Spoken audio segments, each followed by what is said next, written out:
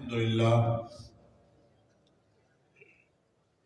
لله وكفى وسلام على عباده الذين اصطفى أشهد أن لا إله إلا الله وحده لا شريك له وأشهد أن محمدا عبده ورسوله صلى الله عليه وآله وسلم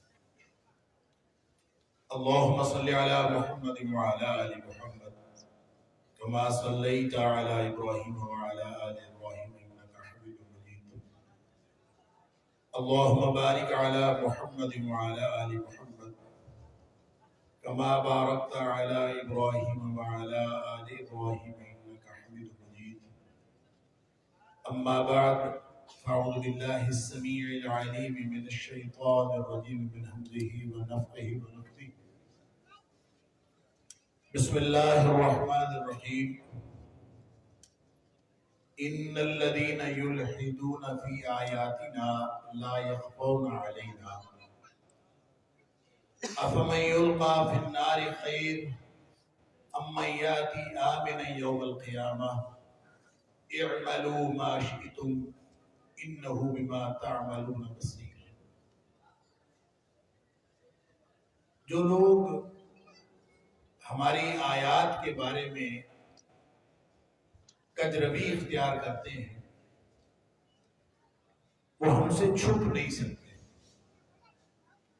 کیا پھر جو جہنم میں ڈالا گیا، آگ میں ڈالا گیا، وہ بہتر ہے یا وہ جو قیامت والے دن اس حال میں آئے کہ وہ ہر طرح کی مصیبتوں سے اور عذابوں سے معمول ہو؟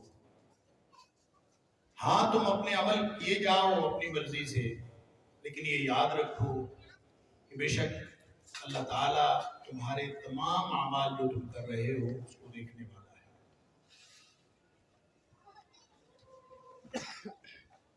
آج کی یہ محفل جو شاعر اسلام کے تحفظ کے حوالے سے بالعموم اور صحابہ کرام کی ناموس کے تحفظ کے حوالے سے بالخصوص منعقد کی گئی ہے، اس میں ہم سب کہنے والے اور سننے والے جو بھی موجود ہیں ہم سب کے لیے یہ سعادت ہے، اللہ تعالیٰ ہم سب کی طرف سے قبول فرمائے۔ میرے ذہن میں جو موضوع لگایا تھا، ہمارے عزیز محترم جن کو میں محبت سے قائد محترم کہتا ہوں، میری مراد صدر احمدی یوتھ فورس جناب فیصل افضل شیخ صاحب ہیں۔ انہوں نے مجھے کہا تھا الہاد پر آپ نے گفتگو کرنی، اور میں یہ سوچ رہا ہوں کہ آپ کی سماعتوں کا کافی امتحان پہلے ہی لیا جا چکا، اور اتنی علمی گفتگو اور اتنی طویل نشست اور جس طرح کے ڈسپلن کا اب تک مظاہرہ کیا گیا ہے، مجھے نہیں لگتا کہ مجھے آپ کی سماعتوں کا امتحان الہاد جیسے ثقیل موضوع پر لینا چاہیے۔ البتہ میں اسی حوالے سے چند اشارے کرنا ضروری سمجھتا ہوں، اس لیے کہ میرے خیال میں شاعر اسلام کو آج کے دور میں جو سب سے بڑا خطرہ ہے وہ الہاد سے، اور شاید ہمیں احساس نہیں، احساس اگر ہو جائے تو شاید ہم اس کی فکر کر لیں، اور اگر فکر کر لیں تو شاید ہم اس کے حملوں سے بچ جائیں۔ ہم عام طور پہ الہاد اس کو سمجھتے ہیں کہ جو وجود خدا کے منکر ہوتے ہیں، جو اللہ تعالیٰ کے وجود کے منکر ہیں، وجود باری تعالیٰ کا انکار کرنے والے ہیں، بس صرف وہ ملحد ہیں۔ حالانکہ آج کے دور میں اگر یہ کہا جائے کہ یہ الہاد کا دور ہے تو یہ بھی کوئی بے جا بات نہیں ہے۔ گناہگار ہونا چھوٹی بات ہے، شاعر اسلام کسی وجہ سے انسان اس کی پابندی نہ کر سکے۔ شاعر جیسا کہ پہلے بھی کہا جا چکا، شاعر شعیرہ کی جمع ہے، اور شعیرہ کا مطلب ہوتا ہے علامتی، اور ایسی علامت جو امتیازی علامت، امتیازی شان جس کے اندر ہو۔ جیسے کہا گیا کہ جس کو دیکھ کر اللہ یاد آ جائے وہ شعائر اللہ. تو ہر وہ چیز جس کے بارے میں اللہ نے قرآن میں فرمایا لا تحلوا شعائر اللہ، اللہ کے شعائر کی بے حرمتی نہ کرو. یہ بے حرمتی، اللہ کے شعائر کی بے حرمتی اگر غلطی سے ہو جائے، خطا سے ہو جائے، اور عملی طور پر کوئی آدمی کوئی انفرادی طور پر کوئی اجتماعی طور پر غلطی کر بیٹھے تو کل بنی آدم خطاء، آدم کا ہر بیٹا خطا کار ہے، کوئی حرج نہیں ہے. خطائیں ہوتی رہتی ہیں، خطا ہونا انسان ہونے کی علامت ہے. وخیر الخطائین التوابون، خطا کاروں کی نشانی ہی یہ ہے. خطا کار ہوتے ہی وہ ہیں کہ جو ہی ان کو فکر پڑتی ہے، جو ہی ان کو علم میں آتا ہے، جو ہی ان کے جذبات کا ابال ٹھنڈا پڑتا ہے، جو ہی ان کے حالات بدلتے ہیں، وہ فوراً اپنے اللہ کی طرف رجوع کرتے ہیں. اگر تو ہمارا طرز عمل ایسا ہے، اگر تو ہم شاعر اللہ سے دور ہوئے ہیں، کسی خطا کی وجہ سے ہوئے ہیں، تو اس میں کوئی حرج نہیں بات. یہ جو آیت میں نے سورہ حامیم سجدہ کی آپ کے سامنے پڑھی، ان الذین یلحدون فی آیاتنا لا یخفون علیہ، جو ہماری آیتوں کا مفہوم بدلتے، جو ہماری آیتوں میں کجروی اختیار کرتے ہیں، اس میں ٹیڑھ پیدا کرتے ہیں. جو وہ ٹیڑھ پیدا کرتے ہیں تو وہ یہ سمجھتے ہیں کوئی علم کی بنیاد پر، کوئی فکر کی بنیاد پر، کوئی مغربی شعور کی بنیاد پر، کوئی نئے نظریے کی بنیاد پر، کوئی نظام تعلیم کی بنیاد پر، کوئی کسی نئے مدرسے یا کسی یونیورسٹی کی تعلیم کی بنیاد پر یا کسی ڈگری کی بنیاد پر جو اللہ کی آیتوں کا مفہوم بدلتے ہیں، جو اللہ کی آیتوں کو اس کے اندر فکری کجی ڈھونڈتے ہیں اور سمجھتے ہیں کہ ہم چھپے ہوئے ہیں، اللہ کے رسول صلی اللہ علیہ وسلم کی باتوں سے کجروی اختیار کرتے ہیں، فکر کی بنیاد پر کرتے ہیں. ہر عمل، ہر گناہ الہاد نہیں ہوتا، لیکن ہر وہ گناہ الہاد ہوتا ہے جو فکری کجی کی بنیاد پر کیا. پہلے آدمی سوچے کہ اس میں کوئی حرج نہیں.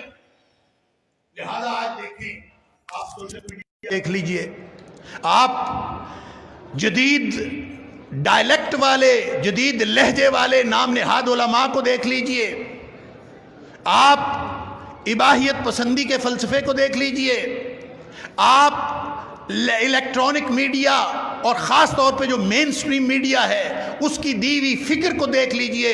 اصل میں ہمارے شاعر کو، ہمارے شاعر کے بارے میں ہمیں بے حمیت بنایا گیا ہے، ہمیں بے غیرت بنایا گیا ہے، ہم سے حمیت چھینی گئی ہے. ہمیں سمجھایا گیا ہے کہ داڑھی کی نہ رکھنے میں کوئی حرج نہیں ہے، پردہ نہ کرنے میں کوئی حرج نہیں ہے. اللہ کے رسول صلی اللہ علیہ وسلم کے بارے میں کوئی اگر بکواس کر لے کوئی حرج نہیں ہے. صحابہ کرام کے بارے میں، ان کی شان کے بارے میں، ان کی ناموس کے بارے میں کوئی بات کر لے تو کوئی حرج نہیں ہے. بڑے بڑے علماء کو کسی نام نہاد علماء علم کے نام پر دھبا جو کسی کو کرام کی شان میں عرضہ سرائی کرتے ہیں، ایک سوچ، ایک فکر، ایک نئی ایک راہ دیتے ہیں اور اس کی بنیاد پر لوگوں کو گناہ کا مرتکب کرواتے ہیں. یہ ہے اصل الہاد، یہ ہے وہ الہاد کی بنیادیں جس کے بارے میں اللہ قرآن میں واضح طور پر کہہ رہا ہے عمل کرتے جاؤ، اعملوا ما شئتم. یہاں تمہارے لیے موقع ہے، جس نے ادھر عمل کرنا ہے وہ بھی کر لے، جس نے ادھر عمل کرنا ہے وہ بھی کر لے. تم نے فکر کہاں سے لی ہے، تم نے یہ نظریہ کہاں سے لیا ہے؟ اعملوا ما شئتم، کرتے جاؤ، انہ بما تعملون بصیر. اللہ تمہارے سارے اعمال سے واقف ہے، وہ تمہیں دیکھ رہا ہے. اب وہاں جا کے فیصلہ ہوگا فمن یلقا فی النار خیر ام من یاتی آمنا یوم القیامہ. یہ دو الگ الگ راستے ہیں بھائی. دنیا میں لوگ گدھا گھوڑا ایک برابر ہو سکتا ہے، اللہ کے ہاں جا کے یوم تبلی السرائر یہ سارے راز باہر آ جائیں. ہمیں معلوم نہیں ہوتا کون کیا ملمہ کاری کر رہا ہے. اللہ فرماتا ہے سورہ نور میں قد یعلم اللہ الذین یتسللون منکم لواذا، جو ملمہ کاری کر کے ایک دوسرے کے پیچھے چھپتے ہیں، جو نظر بچا کے نکل جاتے ہیں، اللہ ان کو خوب جانتا ہے. لہذا فکر کیجئے، آج سنبھال لیجئے اپنا آپ.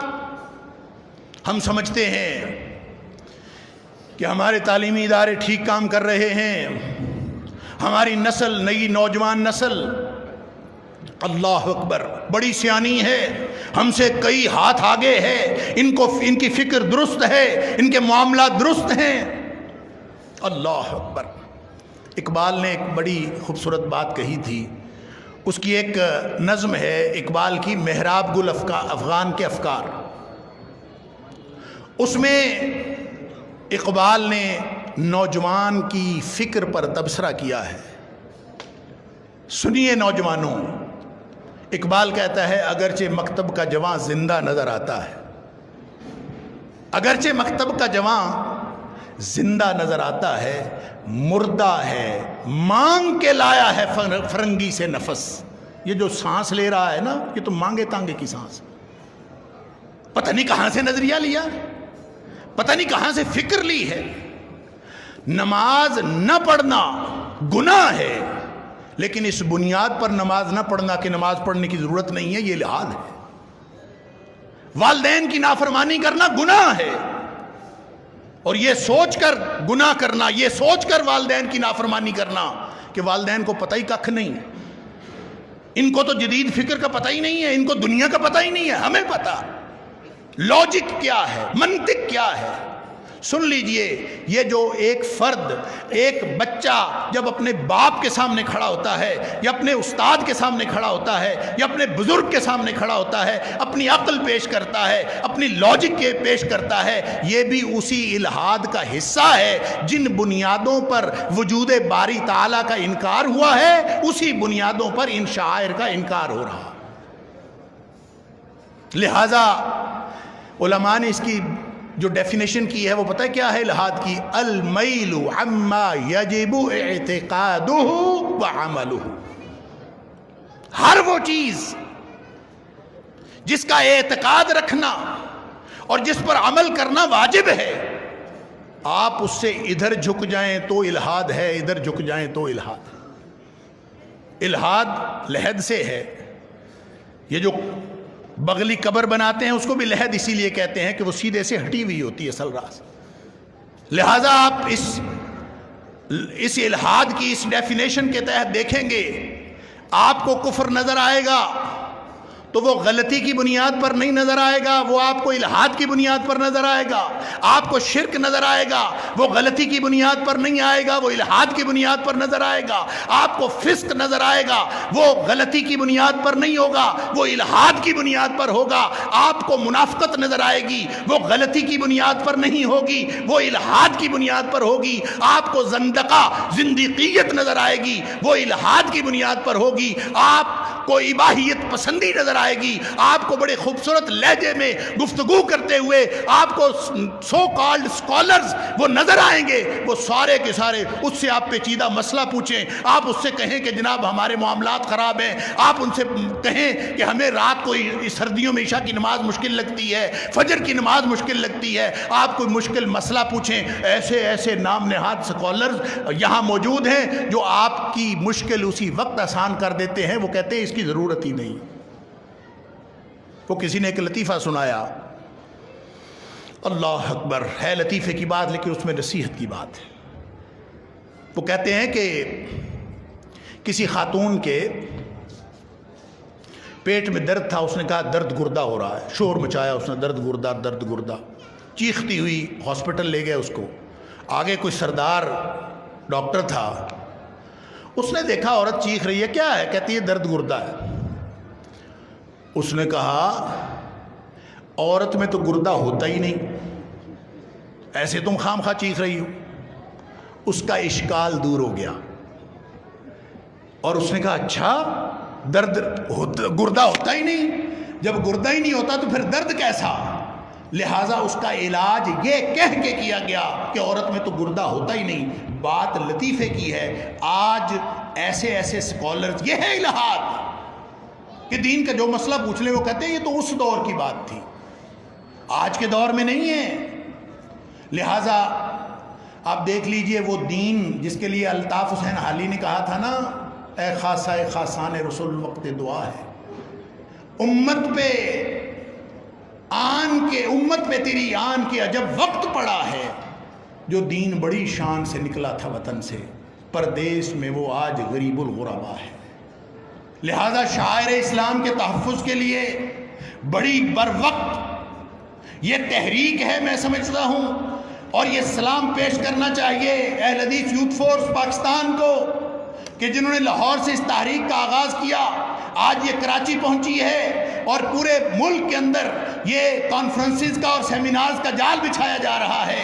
آج ہمیں اس کا احساس ہو جائے، اللہ اکبر، کہ ہم سے شاعر چھن رہے ہیں، ہم آہستہ آہستہ عادی ہو رہے ہیں برائی کے، ہمیں آہستہ آہستہ برائی کا عادی بنایا جا رہا ہے۔ آج تو ویڈیو آتی ہے، سوشل میڈیا پہ شیئر ہوتی ہے، اس کے اندر میوزک بھی ہوتا ہے، اس کے اندر مختصر کپڑے والی خواتین بھی ہوتی ہیں، علماء بھی سن لیتے ہیں، ہے تو نصیحت کی بات نا۔ آہستہ آہستہ وہ حمیت ختم کی جا رہی ہے جو شاعر اللہ کی حمیت ہوا کرتی ہے۔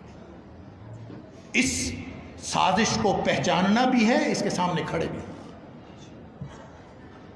لیکن کیا کیجئے کہ وہ ڈیوائن ٹریڈیشن، وہ الہامی روایت، ان الدین عند اللہ الاسلام، جہاں سے یہ روح ملنی تھی، جہاں سے یہ دین کی تڑپ حاصل ہونی تھی، جہاں سے یہ حمیت اور غیرت کا سلسلہ جڑنا تھا، اس کو تو ہم یہ کہہ کہہ کے چھوڑ رہے ہیں کہ صحابہ سے بھی غلطیاں ہو سکتی ہیں، صحابہ بھی ایسے تھے، فلاں صحابی فلاں سے لڑتا تھا، فلاں فلاں سے لڑتا تھا، مشاجرات صحابہ کو بنیاد بنا کے صحابہ کرام کی شان میں گستاخیاں کر کے اصل میں صحابہ کا نقصان نہیں کیا جا رہا، ہماری اس ملت کو اس دین کی روایت سے توڑا جا رہا ہے۔ لہذا آپ اگر مغرب کی فکر کا مطالعہ کریں تو میں چند اشارے کرتا ہوں، میرے نوجوان موجود ہیں، نیٹ موجود ہے، آج کل کتابیں آپ کو انٹرنیٹ سے مل جاتی ہیں، پڑھیے گا۔ ویسے بھی الحاد.com کے نام سے ایک ویب سائٹ موجود ہے، پڑھا کریں، مغربی فکر کا مطالعہ کریں۔ مغرب نے اپنی فکر جو حاصل کی ہے وہ جدیدیت سے حاصل کی ہے۔ آپ کو جو اتنے ازم نظر آتے ہیں، یہ نیشنلزم ہے، یہ ہیومنزم ہے، یہ کیپٹلزم ہے، یہ لبرلزم ہے، یہ ماڈرنزم ہے، یہ پوسٹ ماڈرنزم ہے، یہ جتنے بھی ازم ہیں یہ سارے کے سارے الہادی فکر سے نکلے۔ اور الہادی فکر کہاں سے نکلی ہے؟ آپ اگر 18ویں صدی جدید مغرب، جس کو جدید مغرب کہا جاتا ہے، 1801 سے لے کر جو یعنی 18ویں صدی، 19ویں صدی اور 20ویں صدی، ان 3 صدیوں پر جو فکر مشتمل ہے، اس کو کہا جاتا ہے یہ جدید مغرب کی فکر ہے۔ یہ ساری کی ساری اس فکر کا خمیر جس بات سے اٹھا ہے وہ اس بات سے اٹھا ہے کہ آپ کو اس روایت پر عمل نہیں کرنا جو مذہب کی روایت ہے۔ انہوں نے اس سے پچھلی جو 1000 سال، 1 دہائی دیکھی تھی، وہ عیسائیت کے مظالم کی داستان تھی۔ لہذا انہوں نے سمجھا کہ دنیا میں ہر مذہب اسی طرح کا ہوتا ہے جس طرح کا عیسائی ہے۔ جتنے سائنسدان آئے ہیں، 18ویں صدی ہو، 19ویں صدی ہو یا 20ویں صدی ہو، جتنے سائنسدان آئے ہیں، کسی نے کوئی بایولوجی کا نظریہ پیش کیا، حیاتیات کا نظریہ پیش کیا، کسی نے کوئی فزکس کا نظریہ پیش کیا ہو، طبیعات کی بات کی ہو، جس نے کسی بھی فیلڈ سے، چاہے وہ ریاضی دان ہو، لیکن ایک بات سب میں قدر مشترک ہے کہ انہوں نے وجود باری تعالیٰ کا انکار کرنا اپنا فرض منصبی سمجھا۔ کیوں؟ اس لیے اپنا فرض منصبی سمجھا ہے کہ اگر وہ اللہ کے وجود کا اقرار کرتے ہیں تو پھر عیسائیت کے وجود کا بھی اقرار کرنا پڑے گا۔ یہ بھی کہنا پڑے گا کہ عیسائیت جو کچھ کہتی ہے اس کی دیگر باتیں بھی صحیح ہیں۔ صرف عیسائیت نہیں، جو دیگر مذاہب اللہ کے وجود کی بات کر کے، خالق کے وجود کی بات کر کے، جو آگے وہ جتنی باتیں کرتے ہیں وہ ساری تسلیم کرنے پڑیں گی۔ لہٰذا اس کو ادھر ہی رہنے دو، روایت کا انکار کرو، اس الہامی روایت کا، چاہے وہ عیسائیت سے آئی ہو، چاہے وہ یہودیت سے آئی ہو، چاہے وہ اسلام سے آئی ہو، اس ہر روایت کا انکار کر دو۔ لہٰذا جو جدید سائنس کا خمیر اٹھا ہے وہ کبھی فلسفے سے اٹھا ہے، کبھی فلسفیانہ تجربیت سے اٹھا ہے، کبھی وہ ارتقائی حیاتیات سے اٹھا ہے۔ ڈارون بدبخت نے اگر اوریجن آف سپیشیز کا نظریہ پیش کر دیا تھا، اس نے اگر ارتقاء کا ایک نظریہ پیش کر دیا تھا، کر دیتا، اس کو کوئی تسلیم کرتا کوئی نہ کرتا، لیکن اس نے بھی وجود باری تعالیٰ کا انکار کرنا اپنا فرض منصبی سمجھا۔ یہ ہے وہ سازش جو ہمارے ساتھ ہے۔ اب اس میں جب 20ویں صدی، اور اب تو ہم اللہ کے فضل سے 21ویں صدی میں ہیں۔ 20ویں صدی کو پتہ کیا کہتے ہیں؟ وہ کہتے ہیں سائنس کی صدی اور لاجک کی صدی ہے۔ اب آپ آج کے بچوں کو پوچھئے، وہ باپ کے سامنے سوال یہ کرتا ہے سینس کیا بنتی ہے، لاجک کیا بنتی ہے؟ لاجک بنتی ہے تو میں ماننے کے لیے تیار ہوں، نہیں بنتی میں ماننے کے لیے تیار ہوں۔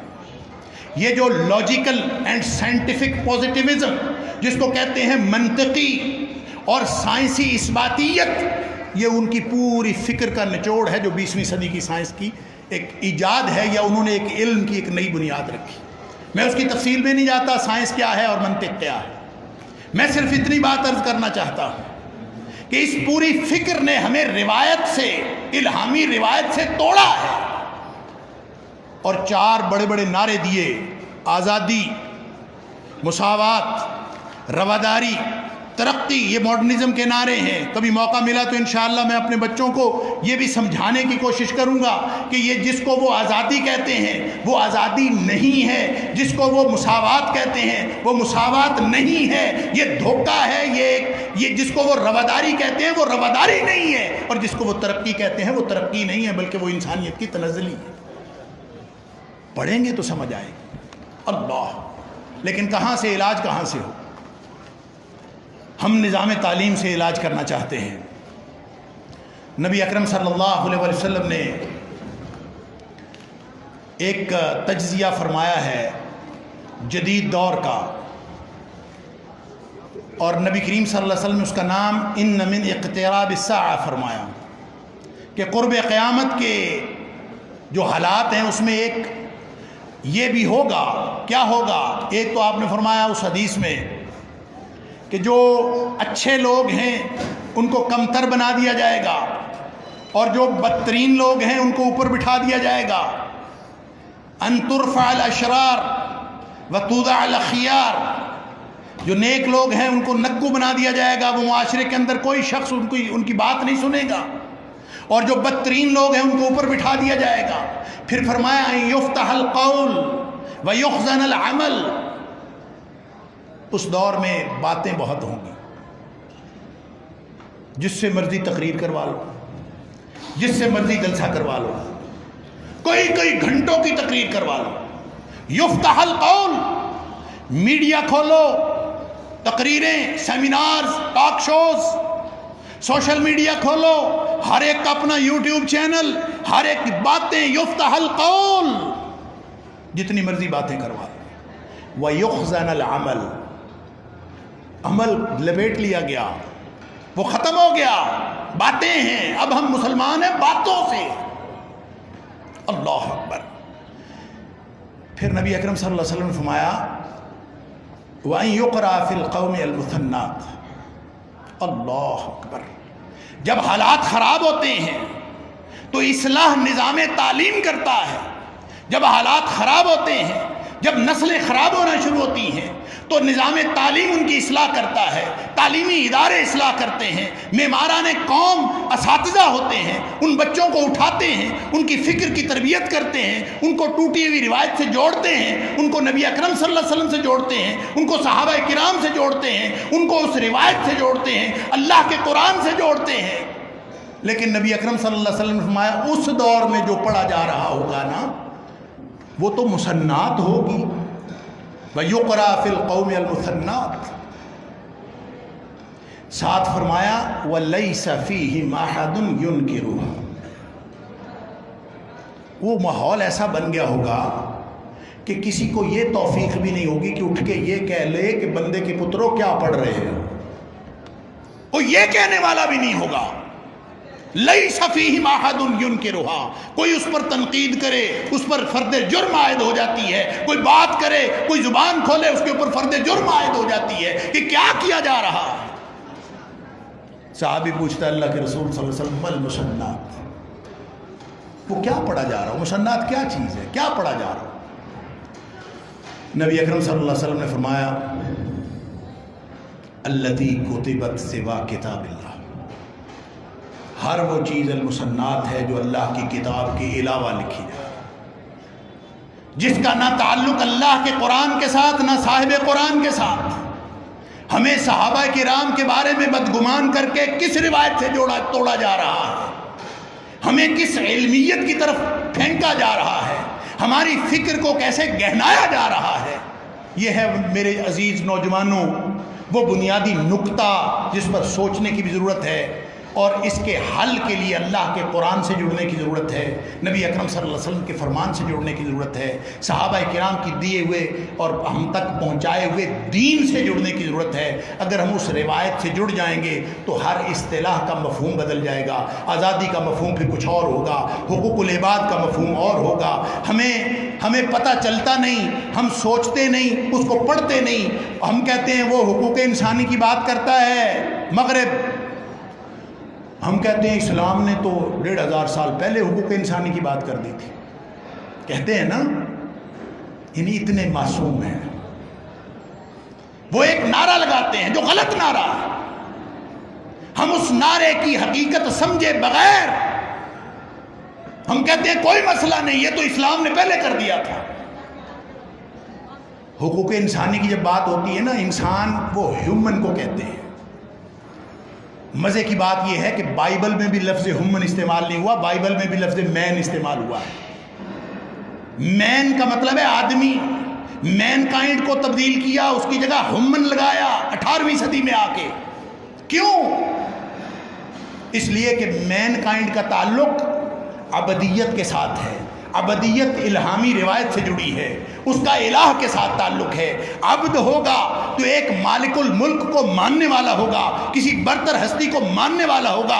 اب ہیومن ہے، اس کی تفصیل جو ڈیکارٹ نے کی، جو کانٹ نے کی، جو ہیوم نے کی، میں عزیزوں پہ چھوڑتا ہوں، آپ پڑھ لیجئے گا۔ میں صرف اتنی بات کرتا ہوں، ہمیں اس روایت سے توڑنے کے لیے اور اس حقوق العباد کے تصور کو گم کرنے کے لیے ہمیں انسان کا تصور دیا گیا۔ ہیومن ایک ایسا انسان ہے جس سے ہیومنزم نکلا، ہیومن ایک ایسا انسان ہے جس کے اوپر برتر ہستی کوئی موجود نہیں ہے، وہ خود سوچ سکتا ہے، خود اس کے پاس یہ طاقت ہے کہ وہ سوچے، جو چاہتا ہے چاہے، جو کرنا چاہتا ہے کرے۔ آپ پڑھ لیجئے گا ان کی فکر کو، اللہ تعالی ہم سب کو یہ فکر عطا کر دے۔ یہ لمحہ فکریہ ہے، ہمیں اگر یہ فکر عطا ہو جائے، ہمارے اندر یہ کنسرن پیدا ہو جائے، یہ پریشانی پیدا ہو جائے کہ ہم کہیں اللہ کے دین سے ٹوٹ تو نہیں رہے، کہیں شاعر اللہ سے ہمارا جو انحراف ہے وہ گناہ اور خطا کی بنیاد پر ہو، تو انشاءاللہ اللہ مالک الملک غفور الرحیم ہے، وہ معاف کرنے والا ہے، خیر الخطائین التوابون۔ لیکن اگر فکری کجی کی وجہ سے ہوا، اگر فکری بنیاد پر ہوا، تو پھر ہم اپنی روایت سے اور اپنے شاعر سے دور تر ہوتے چلے جائیں گے، اور احساس بھی ختم ہو جائے گا کہ ہم اپنے شاعر سے دور ہو گئے۔ یہی وہ بات جو اقبال نے کہی تھی، وائے ناکامی متائے کارواں جاتا رہا، کارواں کے دل سے احساس زیاں جاتا رہا۔ یہ میری ایک آواز ہے درد بھری جو میں نے آپ تک پہنچائی ہے۔ اللہ کرے کہ مجھے اور آپ کو، ہم سب کو اپنے شاعر کے ساتھ جڑنے کی فکر لگ جائے۔ وآخر دعوانا الحمدللہ۔